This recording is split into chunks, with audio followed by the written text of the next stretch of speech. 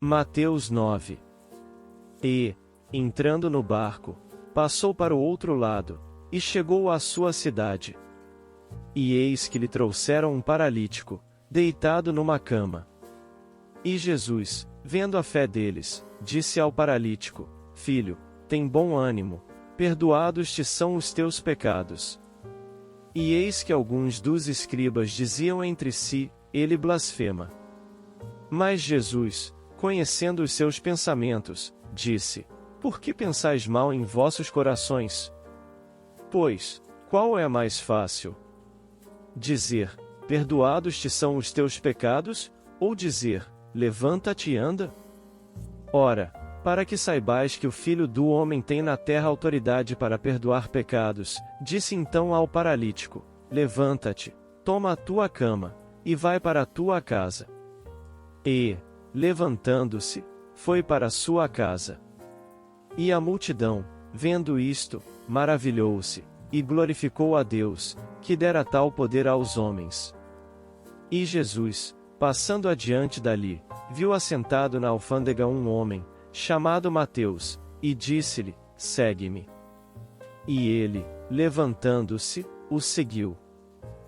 E aconteceu que, estando ele em casa sentado à mesa, chegaram muitos publicanos e pecadores, e sentaram-se juntamente com Jesus e seus discípulos. E os fariseus, vendo isto, disseram aos seus discípulos: Por que come o vosso mestre com os publicanos e pecadores?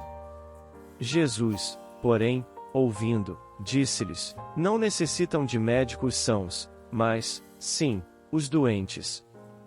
Ide, porém, e aprendei o que significa: misericórdia quero, e não sacrifício. Porque eu não vim a chamar os justos, mas os pecadores, ao arrependimento. Então, chegaram ao pé dele os discípulos de João, dizendo: Por que jejuamos nós e os fariseus muitas vezes, e os teus discípulos não jejuam?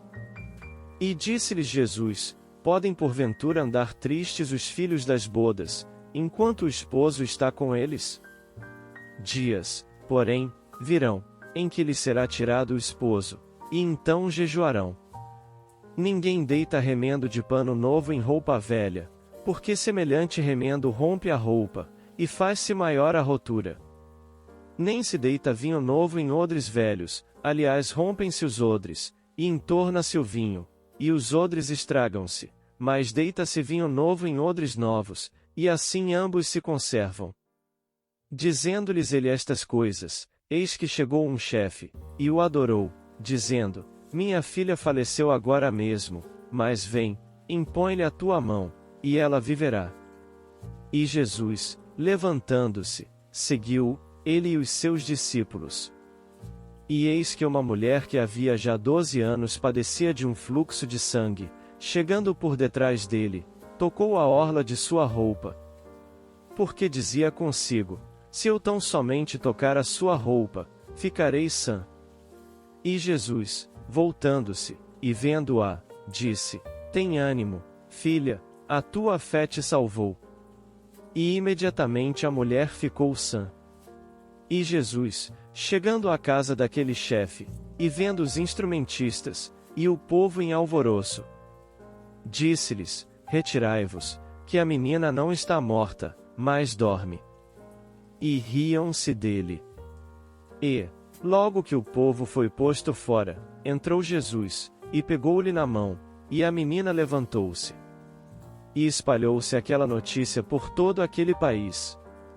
E, partindo Jesus dali, seguiram-no 2 cegos, clamando, e dizendo: Tem compaixão de nós, filho de Davi.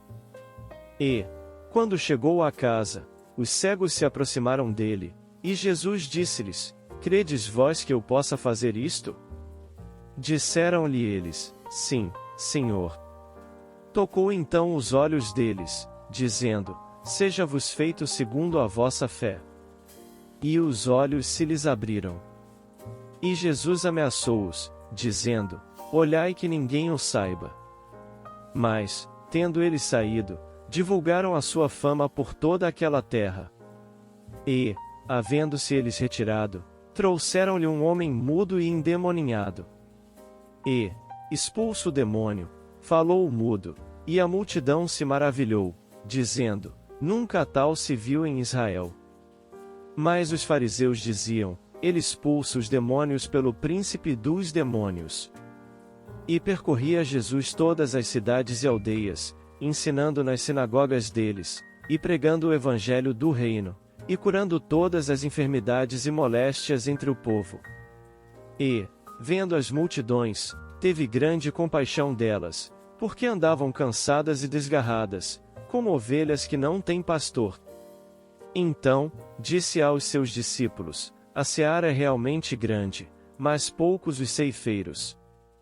Rogai, pois, ao Senhor da seara, que mande ceifeiros para a sua seara.